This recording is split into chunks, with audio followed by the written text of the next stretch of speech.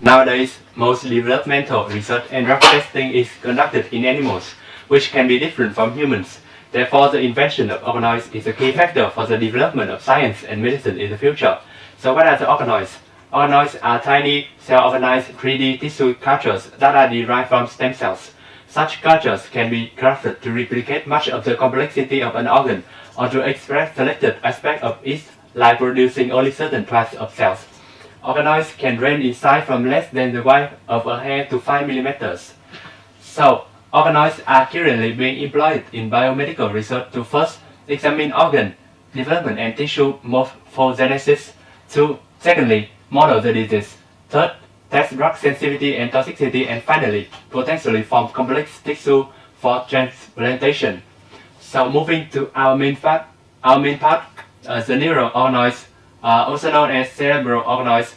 These mini brains provide a physiologically relevant in vitro 3D brain model for the study of brain. Hello, now I will talk about the brain organoid making process. This process breaks into 5 steps based on the human brain development.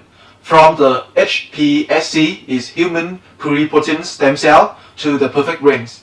Firstly, we culture the HPSC cells in the subpatients, and we use the different cultures to force the single cells to develop into the perfect organoid, such as SEB cultures for the first step, or the differentiations cultures for the final step, and some gel in the fourth step.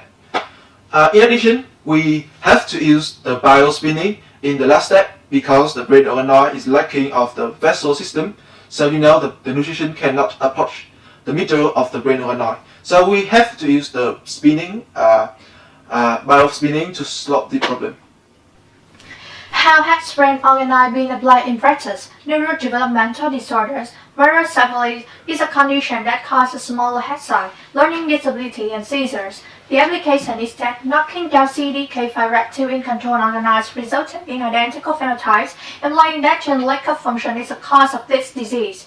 Neurodegenerative disorders, AD is one of 2 common health problems of this disease. There are 2 applications. First, brain organoids originating from AD patients show amyloid beta accumulation and hyperphosphorylation of the tau protein, both of which are representative biomarkers of AD. Second, brain organoids in conjunction with SAT9 genome editing can be used to research patient-specific variants. Brain cancer, there are 2 applications. First, tumor organoids are better at simulating the growth pattern of cancer cells and their microenvironment than traditional 2D cultures. Second, in the cerebral organoids, the glioblastoma display a higher tolerance to chemotherapeutic treatment and ionizing radiation than in a 2D environment. To sum up, brain organoids help scientists explore reasons and follow the growth disease relating to nervous system. Also, brain organoids are used to test methods addressing those problems. Even though there are many applications of brain organoid, there are still some challenges that it has to face.